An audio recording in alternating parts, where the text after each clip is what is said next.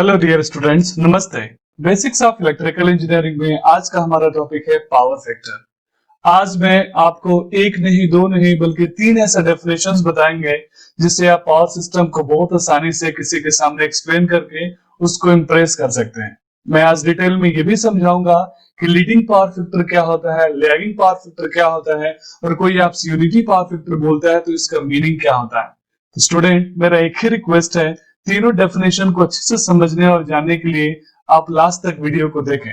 देखने के बाद अगर आपके मन में कोई भी कंफ्यूजन है तो प्लीज आप उसे कमेंट बॉक्स में लिखें ताकि अगले वीडियो में उस कंफ्यूजन को मैं दूर कर सकूं। तो आइए स्टूडेंट, हम अपने क्लास को स्टार्ट करते हैं। लास्ट वीडियो में स्टूडेंट हमने आपको different types of electric power के बारे में बताया था। तो आइए हम एक बार इलेक्ट्रिकल पावर को रिकैप कर लेते हैं, क्योंकि इस पावर फैक्टर में टाइप ऑफ इलेक्ट्रिकल पावर का सबसे ज्यादा रोल है। तो हमने तीन टाइप के पावर के बारे में पढ़ा था। सबसे पहला अपरेंट पावर, दूसरा एक्टिव पावर और तीसरा reactive power.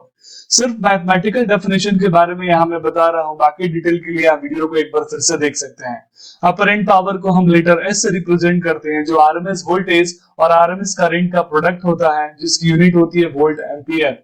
Similarly active power वो पावर होता है जो कि अपरेंट पावर के कंज्यूम्ड वैल्यू को बताता है, यूज्ड वैल्यू को बताता है, और उसको लेटर पी से रिप्रेजेंट करते हैं। और ये RMS voltage, RMS current and power factor यानी कॉस फाई का प्रोडक्ट होता है। और इसको मैंने ऐसे भी बताया था कि RMS voltage and active component of current का प्रोडक्ट होता है। थर्ड पावर होता है स्टूडेंट जिसको हम बोलते हैं रिएक्टिव पावर। रिएक्टिव पावर को हम आरएमएस वोल्टेज, आरएमएस करंट और साइन फाई के मल्टीप्लिकेशन को बोलते हैं, जिसका यूनिट होता है वोल्ट एम्पियर रिएक्टेंस। और एक्टिव पावर की यूनिट होती है वॉट या फिर किलोवाट। तो आप तीन टाइप के पावर को प्लीज याद रखिए, क्योंकि अभी पावर फैक्टर के बारे में हम डिटेल में समझेंगे, जिसमें इसका सबसे ज्यादा यूज है।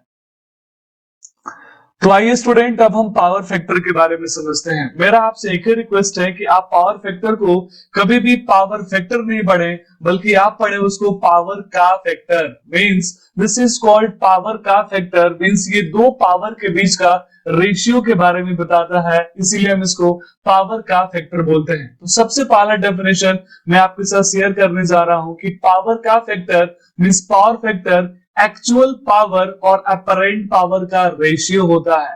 मींस किसी भी सर्किट में टोटल कितना पावर डेवलप हुआ, that is called apparent power, और उस पावर का कितना हमने यूज कर लिया, that is called actual power.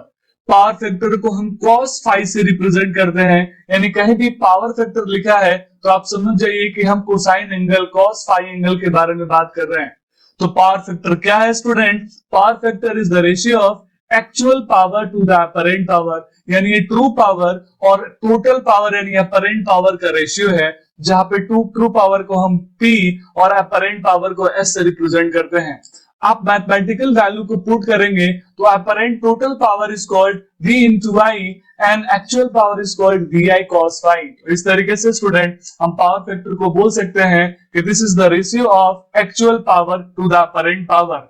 मैंने पावर का फैक्टर इसलिए बोला स्टूडेंट क्योंकि टोटल जनरेटेड पावर में कितना पावर यूज हो पाया, that is called actual power. इसी के फैक्टर या इसी को रेशियो को हम पावर का फैक्टर बोलते हैं। स्टूडेंट, ये पहला डेफिनेशन है जिसको अभी और डिटेल में हम समझेंगे।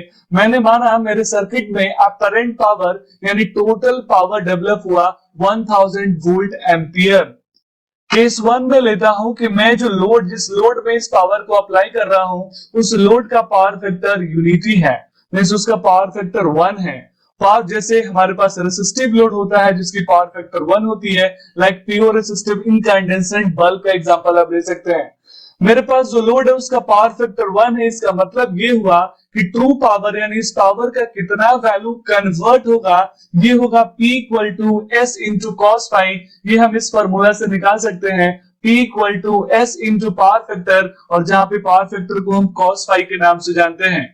Means P equal to S into cos phi, जहां पे S टोटल पावर है 1000 और पावर फैक्टर मेरे लोड का 1 है। इस तरीके से स्टूडेंट टोटल 1000 वोल्ट एम्पियर को हमने अपने पावर यूज में ले लिया। मींस टोटल हमारा energy, true power to actual power जो हमने कंज्यूम किया, दैट इज कॉल्ड 1000 वॉट। यानी इसमें एक भी पावर, एक पॉइंट का भी पावर नुकसान नहीं हुआ, एक पॉइंट का भी पावर रिएक्टिव पावर के फॉर्म में कन्वर्ट नहीं हुआ। केस 2 में लेता हूं स्टूडेंट, जिसमें पावर फैक्टर की वैल्यू बहुत ही लो है 0.1।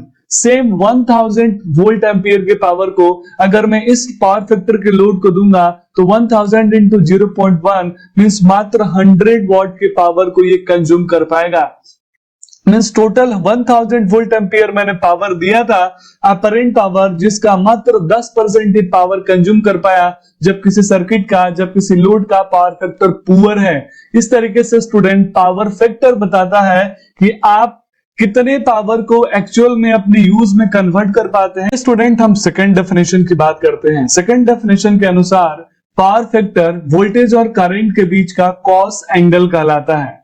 इसीलिए हम इसको लिख सकते हैं cos inverse V upon I, जहां पे cos inverse V upon I voltage और करंट के बीच के एंगल फाई को रिप्रेजेंट कर रहा है। जैसे यहाँ वोल्टेज और करंट के बीच में नोमेनक्लेचर मैंने फाई लिया, तो ये phi cos inverse V upon I है, यानी वोल्टेज और करंट के बीच का एंगल है। तो इसीलिए हम पावर फैक्टर को कोसाइन एंगल वोल्टेज और करंट के भी बोलते हैं। स्टूडेंट इसको काफी डिटेल में समझने के लिए हम समझे पावर फैक्टर का कितना टाइप होता है, यानी पावर फैक्टर को हम कितने टाइप से रिप्रेजेंट करते हैं उसके एंगल के रिस्पेक्ट में। स्टूडेंट कॉस फाई जिसको हम पावर फैक्टर बोलते हैं, उसके दो पोजीशंस होते हैं। या तो कॉस की वैल्यू स्टूडेंट 0 होती है, यानी कॉस की वैल्यू 0 होगी तो उसको जीरो पावर फैक्टर बोलेंगे, या फिर कॉस की वैल्यू 1 होगी तो उसको यूनिटी पावर फैक्टर बोलेंगे। अब हम सब जानते हैं यूनिटी कॉस की वैल्यू कब होती है, जब करंट यानी फाई एंगल कितना हो 0 डिग्री, मींस वोल्टेज और करंट के बीच में जिसको मैंने कोसाइन एंगल बोला था उसकी वैल्यू 0 डिग्री हो। और ये एक रेसिस्टिव टाइप के लोड में होता है, इसीलिए रेसिस्टिव टाइप के लोड के पावर फैक्टर को हम यूनिटी पावर फैक्टर के नाम से भी जानते हैं। सिमिलरली हम ये भी जानते हैं कि जीरो पावर फैक्टर यानी कॉस फाई की वैल्यू 0 कब होगी, या तो एंगल प्लस 90 डिग्री हो या फिर एंगल माइनस 90 डिग्री हो। इस तरीके से जीरो पावर फैक्टर दो प्रकार के होते हैं, या तो जीरो लैगिंग पावर फैक्टर या जीरो लीडिंग पावर फैक्टर। जैसे जब एंगल फाई की वैल्यू प्लस 90 डिग्री हो, जैसा कि कैपेसिटिव लोड में होता है, उस कंडीशन में स्टूडेंट हम सब जानते हैं स्टूडेंट कॉस की वैल्यू 0 या तो प्लस 90 डिग्री पे होती है या माइनस 90 डिग्री पे होती है।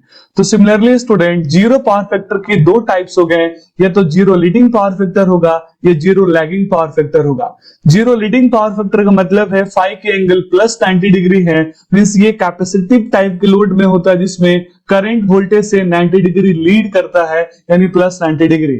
Similarly zero lagging power factor का मीनिंग है यहाँ पे फाई की वैल्यू माइनस 90 डिग्री है, और ये तब होता है जब करंट इंडक्टिव लोड में वोल्टेज से 90 डिग्री लैग करता है, पीछे चलता है। तो इस तरीके से स्टूडेंट हमने पावर फैक्टर के 3 टाइप पढ़े।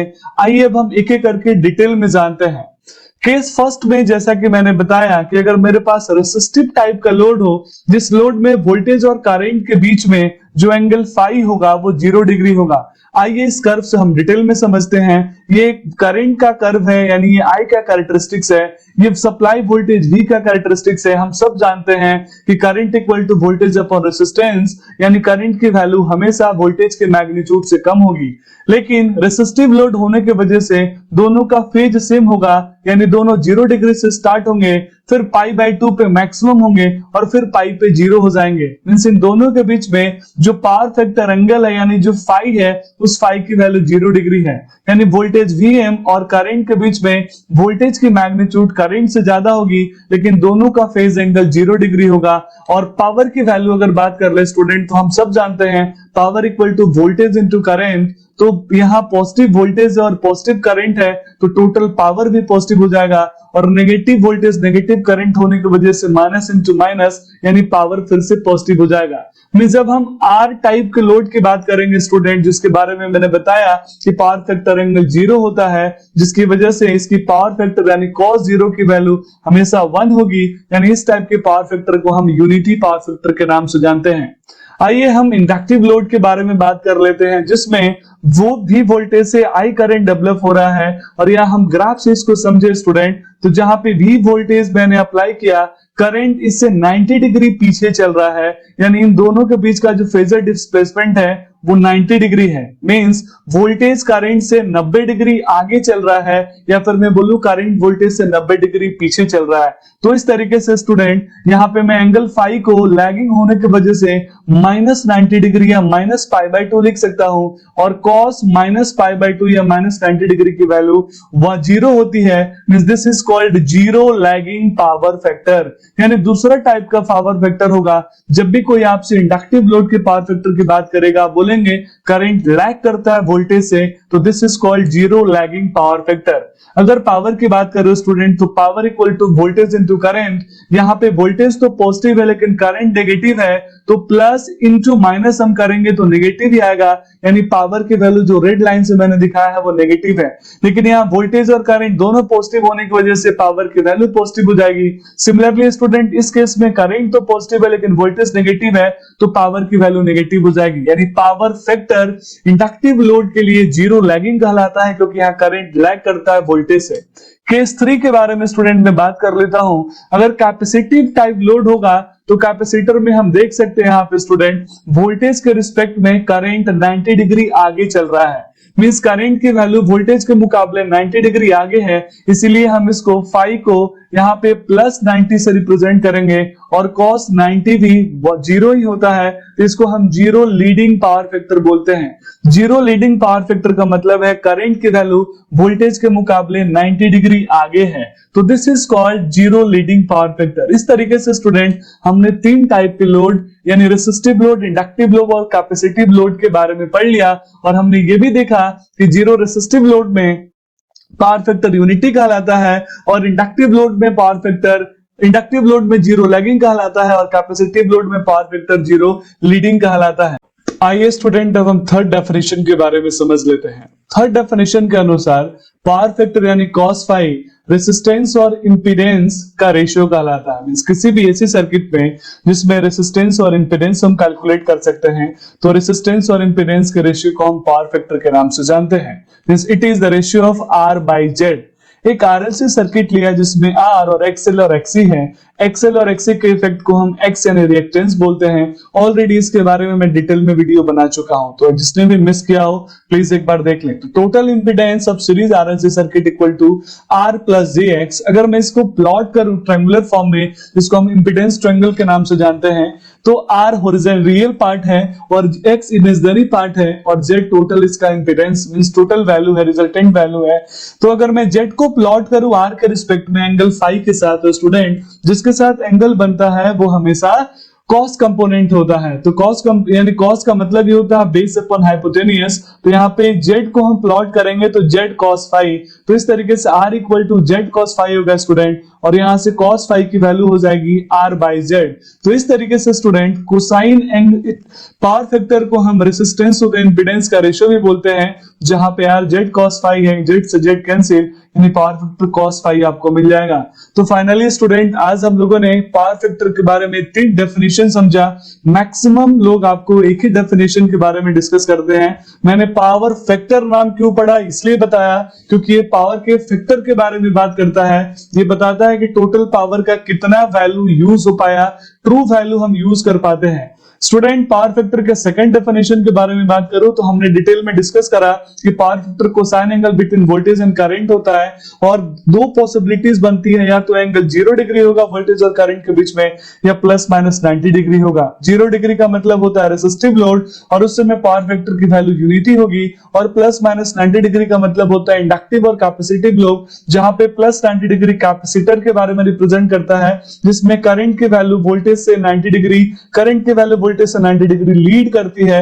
This is called leading power factor, और इंडक्टर में करंट की वैल्यू लैग करती है वोल्टेज से, तो this is called lagging power factor. और थर्ड स्टूडेंट हमने रेसिस्टेंस टू द इंपीडेंस के रेशियो को पावर फैक्टर का नाम दिया, यानी किसी भी सर्किट में इसी सर्किट में R और Z के रेशियो को भी हम पावर फैक्टर बोलते हैं। अब सबसे इंपॉर्टेंट पावर फैक्टर की मैक्सिमम वैल्यू क्या होती है, तो पावर फैक्टर की मिनिमम वैल्यू 0 होगी, मैक्सिमम वैल्यू 1 होगी, क्योंकि आप जानते हैं cos फाई का वैल्यू 0 से 1 के रेंज में होता है। और पावर फैक्टर एक यूनिटलेस क्वांटिटी है, ये कितने बार इंटरव्यूज में पूछा जा चुका है, क्योंकि पावर फैक्टर की कोई यूनिट डिफाइंड नहीं होती है, क्योंकि ये सेम क्वांटिटी का रेशियो होता है, चाहे तो वो रेसिस्टेंस और इंपेडेंस का रेशियो हो, दोनों की यूनिट ओम होगी, या फिर वो पावर का रेशियो हो, तो this is called a unitless quantity.